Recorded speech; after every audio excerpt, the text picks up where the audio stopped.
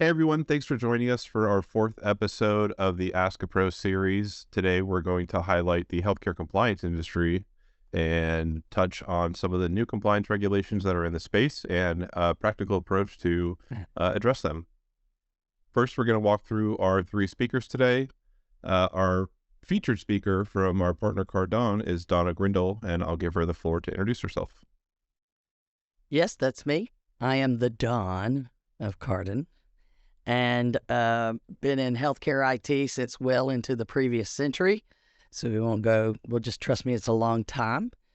And about 10 years ago, we decided to get out of the MSP business, out of all of the other stuff, and focus only on managing privacy and security compliance. And it's been an interesting ride since then, but that's what we do. We help people build and manage those programs, and sometimes we get to know people before they need us in a crisis, and unfortunately, others we meet in a crisis. But and I'm also a task group member for the HHS 405D Cybersecurity Task Group, so that we are worried about managing and helping cybersecurity improvement in the healthcare industry in the whole sector.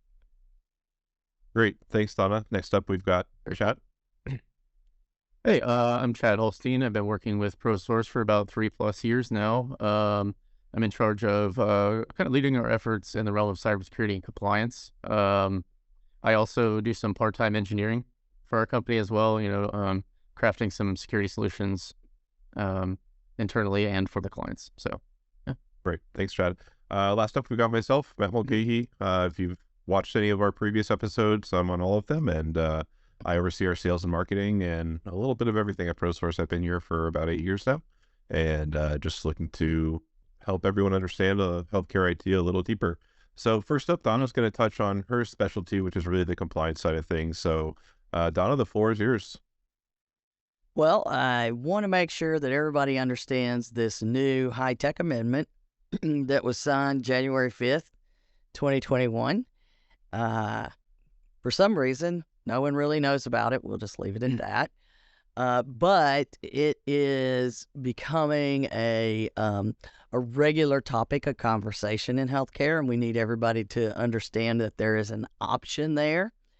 This is designed as an incentive to adopt the practices, and it's, while optional, we all know in cybersecurity today, the more you can prove that you're actually trying to prevent a problem, when a problem occurs, you're going to be much better off. And hopefully you do prevent them.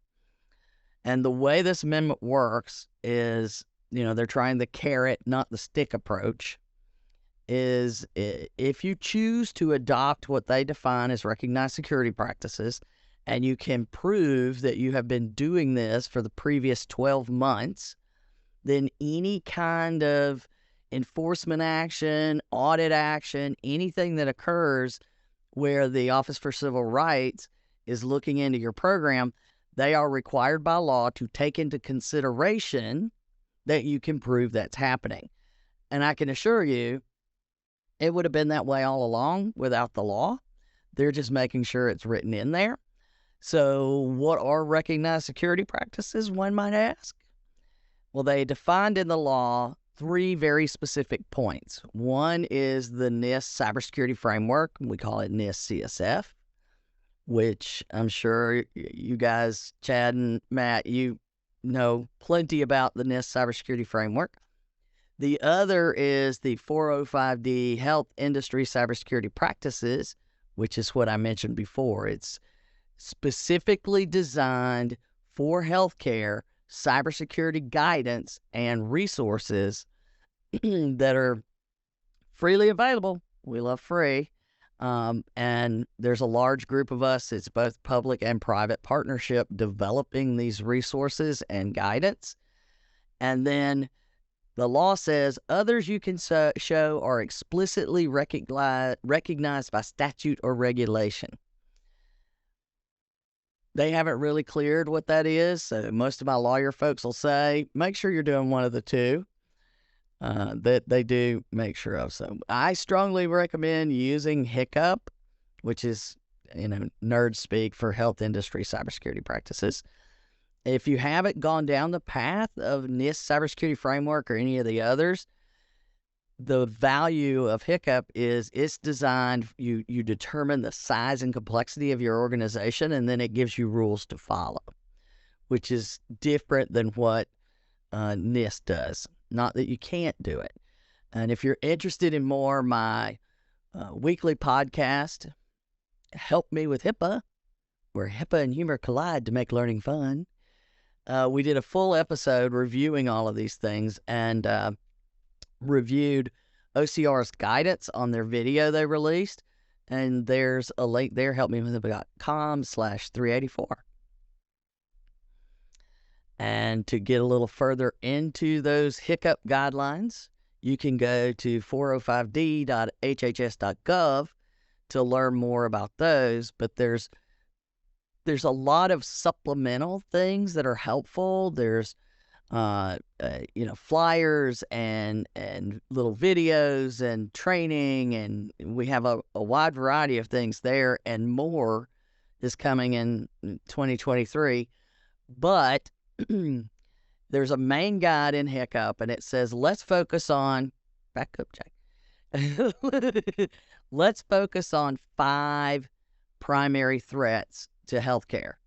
And that's phishing and social engineering, ransomware, lost or stolen devices, insider, accidental, or intentional data loss, and then attacks on connected devices. So our entire focus is everything we do routes back to one of those threats. Somehow, if we believe anyway that if we focus on those 5, we're going to cover, I don't know, you guys can speak to it, but we feel pretty certain you're going to cover most any problems that come up. And then you have the main guide that's written for lay people in plain English, is what my team calls it. And then there are accompanying technical guides for you to use with the technical people. So technical folks have guides that help them, as well as things that speak English. And then again, you have to have proof, like honest to goodness documentation, meeting notes, contracts, all of these things that you've adopted these guidelines. So the sooner you start, the better off you are. Great. Thanks so much, Donna. Next up, we've got Chad, who's going to expand on the security side of things a little bit.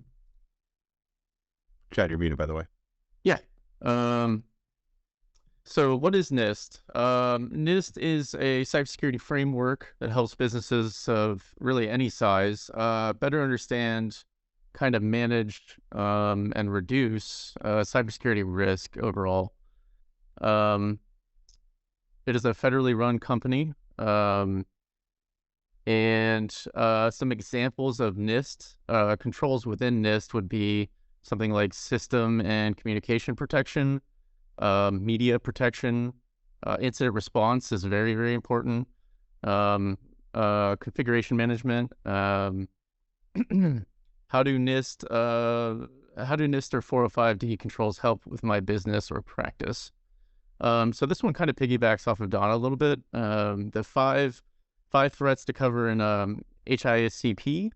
How do we mitigate those threats? So like phishing and social engineering, this would be cybersecurity awareness training. We use KnowBe4 internally. Ransomware, so your endpoint detection response, network segmentation, things like that. We'll care for that. Lost or stolen devices, so you can have remote wipe policies in place on your endpoints. You could also have, encryption. It's very important. Insider, accidental, or intentional data loss, DLP policies, which is data loss prevention, for email or just having policies in general for your organization can help with that. Attacks on connected devices, really anything that we just talked about went over can help with that category. And something else to add here is a required compliance officer. This is not just for your IT folks to manage. This is actually for the organization itself to manage. And every organization should have an internal compliance officer that's assigned. And that's it. Thanks, Chad. So, Yeah. Donna touched on a lot of the compliance pieces. Chad touched a little bit on cybersecurity and, some of the frameworks that are not necessarily required or governing, but give you leading indicators on an approach to take to harden your business. So I came up with the 3 C's, which is basically, the compliance side of a business, the cybersecurity side of a business, and the last thing that a lot of IT and compliance people forget about is the clinical side of the business. So understanding the approach to IT change management and compliance change management and pragmatically applying these principles in practice, at the end of the day, will impact your clinical outcomes. So making sure that when you're adopting these frameworks, you're taking into account clinical outcomes such as patient turnaround time, front of desk workflows. How long does it take me to check in a patient? How long does it take me to get them out of the office? Because if you're making these IT changes, you're already investing into your business. And what you want to make sure is that you're not losing out on that investment. You're realizing efficiencies at the same time, beyond just becoming secure. So really, when you can check all 3 of these boxes, it's the perfect triangle for change. But unfortunately, a lot of people don't make these changes until there's an event. I talk to so many people on a weekly, monthly basis about these 3 core pillars, and everyone knows they have to do it. But the reality is the majority of people don't do this until an event happens. So people generally fall into a proactive or reactive bucket. Are you aware of the risk to your business? Are you aware of the threat landscape, and are you getting ahead of it, or are you not sure where to go because you're unsure with your current IT provider, you're unsure with your current compliance officer if these are the right changes to make, and then something happens, and then you flip over to that proactive bucket because you realize that your risk was too high and an event happened. So another important thing to remember is that all of these are driving forward patient privacy and confidence in your patients that your practice is secure. No one likes to go to a healthcare clinic and see passwords on a desk. I know when I go to a clinic, I was at the dentist yesterday, I'm looking at their computers. I'm a nerd. I can't help myself. I want to see, hey, is all my medical record, are all my medical records saved? The screen is unlocked with all my medical records, and other patients are walking by it, and other people are being exposed to that. And, it makes me lose trust in my provider. So there's a different angle here from a clinical side that you have to think about, and definitely a patient privacy side. So, when we talk about cybersecurity, obviously we want to use, the greatest tech. We want to realize our returns, but a lot of times people take the wrong mindset when understanding what are the types of results I'm looking for, and what are the clinical outcomes to my technical changes that I should be deriving. So that's the angle I always want people to think about is beyond compliance, beyond cybersecurity, what are the clinical outcomes we're looking to derive, and how can we not only improve our compliance stance or cybersecurity stance, but how can we serve our patients better? So with that, I wanted to jump into the Q&As, and we have 3 or 4 questions here from the audience. Let me just organize these. So Kyle asks, are there upcoming changes to compliance requirements within healthcare? Donna, if you want to take that one, you're probably the best suited. Well, there's always what feels like changes happening, but definitely with the Information Blocking 21st Century Cures Act, those kinds of things are moving along, and there are proposed changes to align the privacy rule with CFR 42 Part 2, the substance abuse rules. So there are definitely a lot of things moving and coming. Cybersecurity, it's a different animal, and no matter what your business is, there is a lot of potential things that are happening. Like the NIST CSF is for the critical infrastructure sectors originally. CISA, the Cybersecurity and Information Security Agency of the Department of Homeland Security, got to take a breath after that. But those folks are in charge of creating a lot of either recommended or potential regulatory requirements coming down the pipe. So no matter what you're in, healthcare or not, there's a lot to pay attention to regardless of what kind of business you operate. Everybody is under attack these days. Yeah, so I'm going to skip the next question. I'll come back to that, but I think that leads into this question from John Well. Where do you start with implementing cybersecurity controls? Chad, that's probably a good one for you in terms of a strategical approach. So I think the best way to go about it is really, to go to your internal compliance officer or engage with your IT team for your organization. They'll likely, yeah, exactly.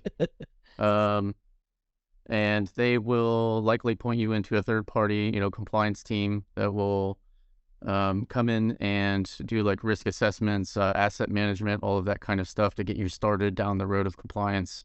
There's a whole list of controls you have to work through, but I think that's probably the best advice I can give on a start. So you're saying really to establish a baseline with some partners or absolutely, yeah, absolutely. I mean, you're gonna need to perform vulnerability scans and things like that eventually, and you don't want to be self-attesting. You're scanning the vulnerabilities, and then you're telling yourself, "Hey, myself, let's go fix these issues." And if they're not, there's just not a check and balance there. It's not great. So if they're it's great. They're having that outside push helps kind of move these for sure types of ideas forward. So I'm going to loop back here. Cindy's asking, what are the best channels to keep up with these types of changes? So I assume that's on the compliance and control side. So Donna, do you want to take that one? Well, there's definitely a lot of ways to keep up. I mean, our podcast, as we like to say, it's free, and we've been doing it for 7 years, have never missed a week. If you're unhappy, triple your money back. But the guidance that we include on there covers a lot of these different things. There's also sign up for the mailing list on the 405D, HHS.gov. You can sign up for CISA alerts at their website, and a long list of different kinds of entities may find the CISA very valuable regardless of whether they're in healthcare. But they do provide some resources, and we utilize those and create a crossover. And then, of course, you could come to the PriceSec Bootcamp. Go to PriceSecBootcamp.com, and you can learn from Kardon and our partners. It's a 3.5 day where we give you those resources to track. And Kardon certainly has a lot of those resources available as well. Great. Thanks so much, Donna. The last question from Kelly here is, how do you manage security changes that impact workflow? I can take that one. So understanding workflow is critical, and understanding the changes to workflow is obviously essential in making sure that you're not going to really kill your staff. So when looking at change management principles, generally involving the key staff that are going to be impacted by any technical change is important to get a good full picture of the changes you're implementing and on all of the tentacles they have in terms of how they're going to impact people. So, make sure you're involving all the parties involved. You don't want to unilaterally tell people to do something without getting critical feedback from different perspectives. So having a good group, not just your IT person and not just a stakeholder, bring in administrative staff, bring in different staff so you have a full picture of how any given change can completely wreck a workflow or make it better. And then, have a plan to roll that out incrementally. And, it does make sense to do it all at once sometimes, depending on the change, but just include different perspectives and different parties to make sure that really everyone is being cared for that is going to be impacted. So with that said, that was the last question. I'm going to pop over to this get in touch slide real quick. These are the best ways to get in contact with any of us. I'll just hold this here for a second, and I wanted to really give Donna a last second here. I know you have a podcast, Donna. Any other closing remarks here for anyone thinking about healthcare IT, healthcare compliance, the state of healthcare in general? Well, definitely understand that it will not get better the longer you wait, and it's not going to go away. And the easiest thing to do is to just get started. You'll never be able to be perfect. This is not something that you do in 2 weeks. This is something that is, as we say in healthcare, all of the privacy and security things are not a project you complete. It's a condition you treat. Great. Thanks so much. I like that. So, yeah. Yeah. Once again, thank you everyone for joining. Thank you, Donna, once again so much. Really a foremost authority on anything compliance-based in healthcare. So until next time, episode 5 should be coming out sometime next month. But really appreciate everyone for attending today. And if you have any other questions, feel free to shoot any of us an email or give us a call. I hope everyone has a wonderful new year, and we'll see you in 2023.